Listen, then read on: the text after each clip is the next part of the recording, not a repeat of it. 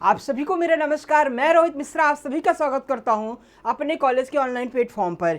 Students, आज हम पढ़ाएंगे आपको फंडामेंटल ऑफ प्लांट ब्रीडिंग और इसके अंतर्गत जो मेरा टॉपिक है वो है आपका genetics relation to plant breeding, यानी कि आपका आनुवंशिकी और पादप प्रजनन का क्या संबंध है आपस में, इसके बारे में आज हम प्रमुख रूप से डिस्कस करेंगे। चलिए आइए क्लास को अपने स्टार्ट करता हूं मैं। तो हम जानेंगे कि क्या संबंध है। देखो, आनुवंशिकी का और पादप प्रजनन का जो संबंध है वो बहुत ही महत्वपूर्ण है। ठीक है, दोनों का आपस में रिलेशन जो है वो उन्नतशील प्रजातियों को तैयार करने में अपनी महत्वपूर्ण भूमिका निभाता है। एग्जाम्पल के तौर पर हम आपको बता सकते हैं जैसे कि हाइब्रिडाइजेशन। ठीक है, हाइब्रिडाइजेशन की प्रक्रिया में जो है वो आनुवंशिकी का बहुत ही ज़्यादा महत्व होता है। उन्नतशील प्रजातियों को विकसित करने में, उनके अंदर जो है वो कीट एवं रोग प्रतिरोधकता विकसित करने में, विपरीत मौसम को सहन करने की क्षमता विकसित करने में, ठीक है, इन सभी में जो है वो आनुवंशिकी का बहुत ही ज़्यादा महत्व है। ठीक है, तो इस प्रकार से जो है वो हम कह सकते हैं कि पादप प्रजनन में कई तरीके से जो है वो आनुवंशिकी का बहुत ही महत्वपूर्ण योगदान है। आनुवंशिकी का और पादप प्रजनन का उन्नतशील प्रजातियों को तैयार करने में एक अच्छा संबंध है। आइए जानते हैं। जैसा कि स्क्रीन पर देख पा रहे हैं आप कि पौधों के प्रजनन में आनुवंशिकी का महत्व बहुत ही अधिक है। यह पादप प्रजनन प्लांट ब्रीडिंग का एक अभिन्न अंग है जिसका उद्देश्य पौधों की वांछित नस्लों को विकसित करने और उनमें सुधार करना है। तो कह सकते हैं कि जो है वो जेनेटिक्स और प्लांट ब्रीडिंग का रिलेशन काफ़ी इंपॉर्टेंट है। इसके द्वारा जो है वो कई सारी इम्प्रूव्ड वैरायटीज़ को रिलीज करने में, उन्नतशील प्रजातियों को तैयार करने में काफ़ी अच्छा योगदान है आपके आनुवंशिकी का। ठीक है, इसके जो है ये दोनों आपस में जो है वो अच्छा रिलेशन रखती हों, चाहे वो हाइब्रिडाइजेशन हो, चाहे प्लांट प्रोपोगेशन टेक्निक्स में हो, ठीक है, चाहे वो उन्नतशील फसलों की गुणवत्ता के सुधार में हो, ठीक है, उनकी जो क्वांटिटी और क्वालिटेटिव कैरेक्टर्स हैं उसके इम्प्रूवमेंट में हो, इन दोनों का अच्छा संबंध होता है। एक दूसरे के मतलब कि बिना रिलेशन के जो है वो हम एक उन्नतशील प्रजातियों को नहीं तैयार कर सकते हैं, ये हम इसके अंदर बता सकते हैं। आइए जानते हैं कई स्टेप में कि जैसे कि हम आनुवंशिकी के महत्व की बात की जाए तो सबसे पहले जानें कि आनुवंशिकी का महत्व क्या है इसमें, कि जैसे कि आपका selection and development of desired qualities. ठीक है, वांछित गुणों का चयन और विकास। वांछित गुणों का चयन और विकास करने में आनुवंशिकी का बहुत ही महत्वपूर्ण योगदान है। आनुवंशिकी के माध्यम से प्रजनक उन पौधों का चयन कर सकते हैं जिनमें उच्च उपज, रोग प्रतिरोधक क्षमता, कीट प्रतिरोधक क्षमता, सूखा सहिष्णुता और बेहतर पोषण मूल्य और अन्य उपयोगी गुण होते हैं। तो कह सकते हैं कि एक आनुवंशिकी के माध्यम से, जेनेटिक्स के माध्यम से ही जो एक प्लांट ब्रीडर है, ठीक है, जो एक प्लांट ब्रीडर है जो उन्नतशील प्रजातियों को तैयार कर रहा है, उसके माध्यम से ही एक उन्नतशील प्रजाति का चयन कर सकता है। उन्नतशील प्रजाति का मतलब है जिसके अंदर विपरीत क्लाइमेटिक कंडीशन को सहन करने की क्षमता हो, सूखा प्रतिरोधक क्षमता हो, लवण एवं अम्ल सहन करने की जिसके अंदर क्षमता हो, ठीक है, कीट एवं रोगों के प्रति लड़ने की क्षमता हो, ठीक है, और कई प्रकार से जो है वो उसकी गुणवत्ता अच्छी हो जिससे कि उसका पोषणीय जो मूल्य है, न्यूट्रिशन वैल्यू हो वो अच्छी हो और उपयोगी हो। इन सभी का सिलेक्शन जो है वो प्लांट ब्रीडर जो है वो एक आनुवंशिकी के माध्यम से ही किया जा सकता है और इन गुणों में सुधारा भी जा सकता है किसके द्वारा, आनुवंशिकी के माध्यम से। ठीक है, इसके बाद आनुवंशिकी जानकारी का उपयोग करके वे इन वांछित गुणों को नई पीढ़ियों में स्थानांतरित करने के लिए सूचित निर्णय ले सकते हैं। तो ये जितने भी कैरेक्टर्स हैं, ठीक है, चाहे वो डिजीज रेजिस्टेंस हो, चाहे वो टॉलरेंस कैपेसिटी हो, चाहे वो विपरीत क्लाइमेटिक कंडीशन में ग्रोइंग कंडीशंस हो, इन सभी कंडीशन की जो कैपेसिटी है प्लांट के अंदर, ये आनुवंशिकी के माध्यम से विकसित की जा सकती है और एक अच्छी प्रजाति का विकास जो है वो किया जा सकता है। ठीक है, और उसी के माध्यम से उनका चयन किया सकता है। तो कहीं ना कहीं हम कह सकते हैं कि जो हमारे वांछनीय गुण हैं, ठीक है, जो हम चाहते हैं फसलों के अंदर, ठीक है, अच्छा उत्पादन देने योग्य उनको बनाने के लिए, वो किसके माध्यम से संभव हो सकता है? एक आनुवंशिकी के माध्यम से ही संभव हो सकता है। ठीक है, इसके बाद फिर हाइब्रिड प्रजातियों का विकास। ठीक है, डेवलपमेंट ऑफ हाइब्रिड वेराइटीज़, यानी कि जो संकर प्रजातियां हैं उनका विकास, ये काफ़ी महत्वपूर्ण है आपके आनुवंशिक। ये महत्व मतलब कि जो हाइब्रिड प्रजातियों का विकास जो है वो ये काफ़ी महत्वपूर्ण स्टेप्स है आपके आनुवंशिकी का। ठीक है, आनुवंशिकी संकरण हाइब्रिडाइजेशन की प्रक्रिया को समझने में मदद करती है। यहाँ दो अलग अलग पौधों की किस्मों को क्रॉस करके एक नई किस्म बनाई जाती है जिसमें दोनों पैतृक पौधों के वांछित गुण होते हैं।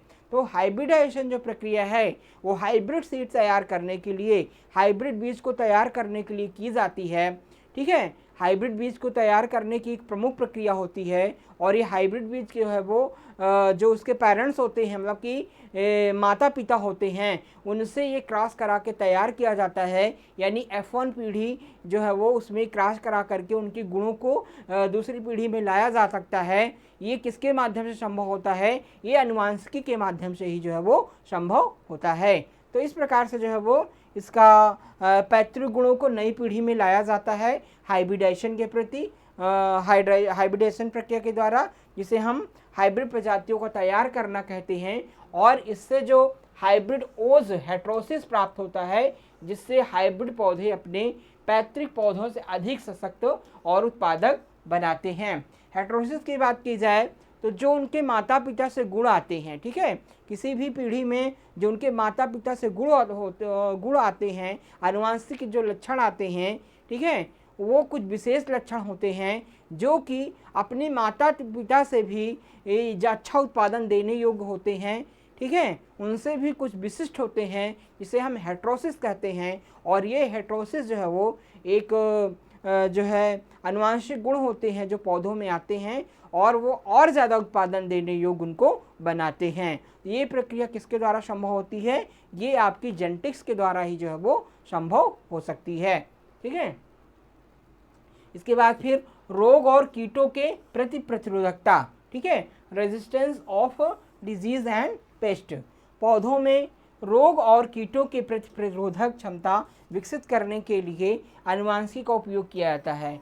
पौधों के अंदर कहीं ना कहीं जो है वो जो रोग और कीटों के प्रति सहन करने की क्षमता है वो किसके माध्यम से विकसित की जाती है? वो आपके जेनेटिक्स के माध्यम से विकसित आती है। मतलब कि कह सकते हैं कि बीमारियों के अंदर, पौधों के अंदर बीमारियों से लड़ने की जो कैपेसिटी है, जिसे हम टॉलरेंस कहते हैं, कीटों से लड़ने की जो क्षमता है, टॉलरेंस जो है, प्रतिरोधकता है, उसको विकसित किया जाता है आनुवंशिकी के माध्यम से ही जो है वो उनका विकास किया सकता है, जिससे कई सारी बीमारियों से जो है वो फसलों को बचाया जा सकता है। कुछ विशिष्ट जीन की, ठीक है, कुछ विशिष्ट जीनों की पहचान करके और उन्हें नई किस्मों में शामिल करके पौधों को बीमारियों और कीटों के हमलों से बचाया जा सकता है, जिससे कि फसलों का नुकसान कम होता है और किसानों को आर्थिक लाभ जो है वो ज़्यादा होता है। तो कुछ विशिष्ट प्रकार के जीन होते हैं जिनकी पहचान करके जो है वो, ठीक है, जैसे आप बीटी की बात की जाए, बैसिलस थ्रोजेसिस की बात की जाए, बीटी कॉटन में, बीटी बैगन में, ठीक है, तो उन विशिष्ट जो जीन होते हैं उसको ट्रांसफ़र किया जाता है फसलों में। ठीक है, उसको क्या विशिष्ट जो जीन होते हैं बैक्टीरिया के, उसको जो है वो फसलों के अंदर ट्रांसफ़र किया जाता है। ठीक है, और कुछ विशिष्ट प्रकार के कीटों के जो है वो उसके प्रति रेजिस्टेंस बनाया जाता है कि वो उनके जीन जो है वो उस कीटों के प्रकोप को रोकने का काम करते हैं। इस प्रकार से जो है वो रेजिस्टेंस प्रजातियों को विकसित किया जा सकता है।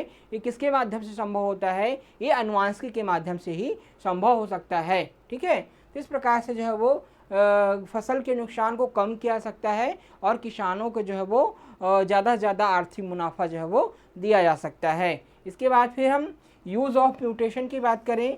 अगर उत्परिवर्तन का उपयोग किया जाता है, किस में किया जाता है? आनुवंशिकी में। तो आनुवंशिकी उत्परिवर्तन यानी डीएनए में परिवर्तन के अध्ययन में भी महत्वपूर्ण है। ठीक है, तो हम म्यूटेशन की बात की जाए तो म्यूटेशन कह सकते हैं कि अचानक किसी जीव में, अचानक किसी जो है वो डीएनए में आए हुए पर किसी जीव में कुछ लक्षणों में अचानक जो परिवर्तन आते हैं उसे हम उत्परिवर्तन के नाम से, म्यूटेशन के नाम से जानते हैं।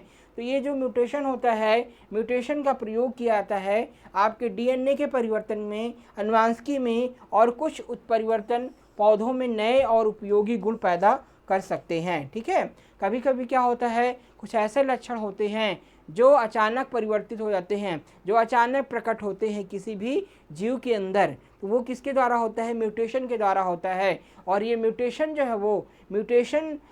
है वो अचानक म्यूटेशन के आ जाने से, डीएनए में अचानक परिवर्तन आ जाने से कुछ विशिष्ट लक्षण आ जाते हैं, कभी कभी कुछ विशिष्ट गुण आ जाते हैं उस जनरेशन में, उस पीढ़ी में, उस जीव में, तो उसे हम म्यूटेशन कहते हैं। वो लक्षण कुछ विशिष्ट होते हैं, ठीक है, जो वो किसी के लिए उपयोगी होते हैं।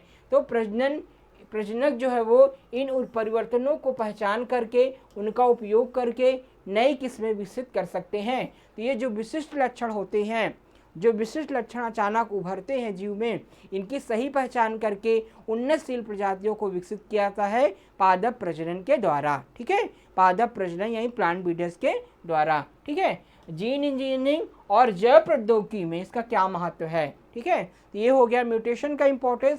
अब जेनेटिक इंजीनियरिंग जो है वो और बायोटेक्नोलॉजी है, उसमें क्या इंपॉर्टेंस है। अब उसमें बात की जाए कि आधुनिक अनुवांशिकी और जैव प्रौद्योगिकी ने पौधों को प्रजनन में क्रांति ला दी है।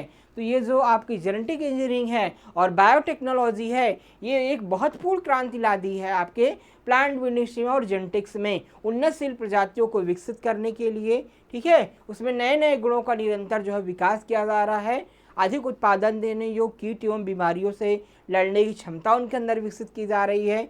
ठीक है, और जैसे कि डिजीज़ रेजिस्टेंस कैपेसिटी उनके अंदर डेवलप की जा रही है, और जो है सूखा सहन करने की, पाला सहन करने की, और तमाम प्रकार की विपरीत क्लाइमेटिक कंडीशन को वो सहन करने की क्षमता उनके अंदर विकसित की जा रही है। ये जेनेटिक इंजीनियरिंग की और बायोटेक्नोलॉजी की वजह से संभव हो रहा है। ठीक है, जैसे आपका जेनेटिक इंजीनियरिंग तकनीक का उपयोग करके वैज्ञानिकों पौधों में विशिष्ट जीनों को सीधे जोड़ हटा के संशोधित कर सकते हैं ताकि वांछित गुणों से प्राप्त किया जा सके जो पारंपरिक प्रजनन विधियों से संभव नहीं हो पाते हैं। तो कहीं ना कहीं जेनेटिक इंजीनियरिंग से, बायोटेक्नोलॉजी के माध्यम से कई सारे वांछित जीन्स को परिवर्तित करके पौधों के अंदर जो है वो कई प्रकार के जो है वो वांछनीय गुणों को प्रवेशित किया जाता है, और कई प्रकार के जो है वो गुणों को हटाया जा सकता है। ठीक है, इसके अंदर कई प्रकार के जो है वो बैक्टीरियल जो है वो बैक्टीरिया के कई प्रकार के सूक्ष्म जीवों के अवशेष को ट्रांसफ़र किया जा सकता है, जिसके द्वारा उनको अधिक प्रतिरोधक जो है वो बनाया जा सकता है। तो कहीं ना कहीं कह सकते हैं कि पौधों के अंदर, ठीक है, फसलों के अंदर जो है वो वांछित गुणों को प्रवेश कराया जाता है, और कुछ अवांछनीय गुण होते हैं जिसको हटाया जाता है। ये किसके माध्यम से संभव होता है, ये जेनेटिक इंजीनियरिंग के माध्यम से और बायोटेक्नोलॉजी के माध्यम से संभव हो सकता है। जैसे आप देख रहे होंगे student, tissue culture technique, tissue culture technique जो है वो इसे केले में उपयोग किया जा रहा है। ठीक है, और कई सारे जो है वो फ्लावर्स के प्लांट में और सारे फ्रूट्स की क्रॉप में टिश्यू कल्चर का उपयोग किया जा रहा है। जो टिश्यू कल्चर टेक्निक के माध्यम से पौधों में जो है वो पौधों के अंदर रोग प्रतिरोधक क्षमता, बीमारियों से लड़ने की क्षमता, कम समय में फल देने ड्वार्फ वेराइटीज़ को जो है वो डेवलप किया जा रहा है, जिससे वो अच्छे गुणों को प्रदान कर रही हैं और काफ़ी इम्प्रूवमेंट हो रहा है एग्रीकल्चर में।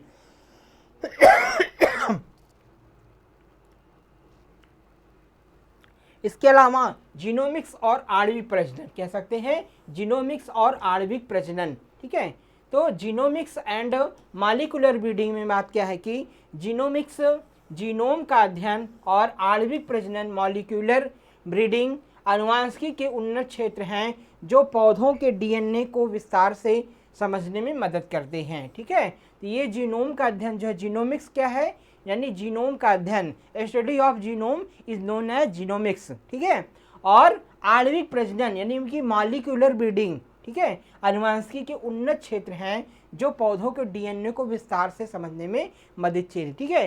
ये एक काफ़ी अच्छे एरिया, अच्छे क्षेत्र माने जाते हैं आपके प्लांट ब्रीडिंग के, और इसमें जो है वो इसके द्वारा जो है वो डीएनए में मूलभूत परिवर्तन किए जाते हैं, वांछित गुणों को चेंज किया जा सकता है, जिससे उन्नतशील प्रजातियों को विकसित किया जा सकता है। तो ये बहुत ही अच्छा है, बहुत ही प्रेजेंट टाइम में इसका स्कोप अच्छा है, मतलब कई सारे जो है वो मालिकुलर ब्रीडिंग से जो है वो पौधों के अंदर कई सारे चेंजेस किए जाते हैं, ठीक है। नए गुणों को विकसित किया रहा है, ट्रांसफ़र किया जा रहा है, जिससे कि वांछनीय गुणों वाली प्रजातियों को विकसित करने में काफ़ी मदद ली जा रही है।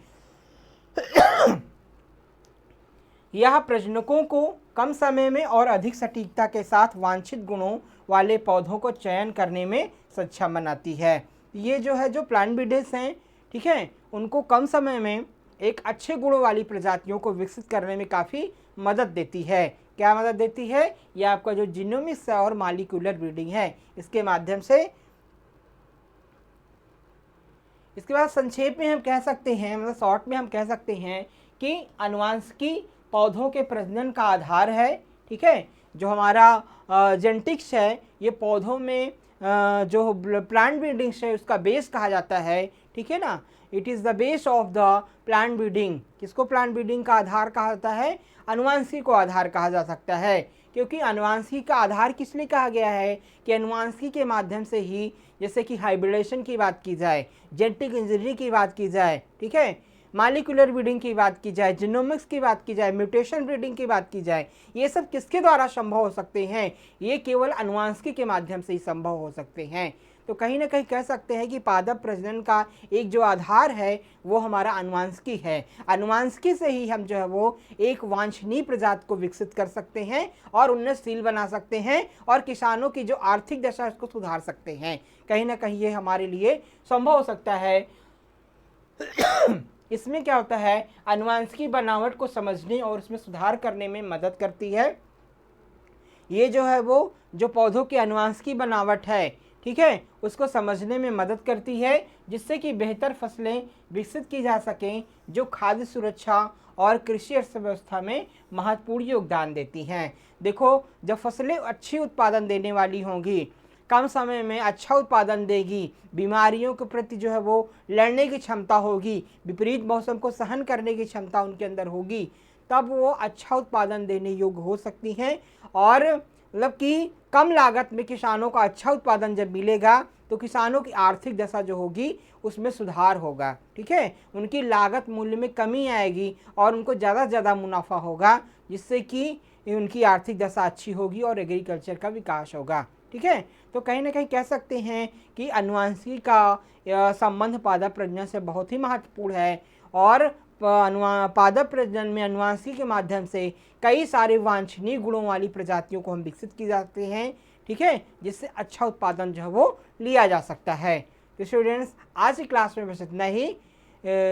हमारे चैनल को ज़्यादा ज़्यादा लाइक करें, शेयर करें, सब्सक्राइब करें। इसी के साथ जो है वो आप सभी को बहुत बहुत धन्यवाद। जय हिंद।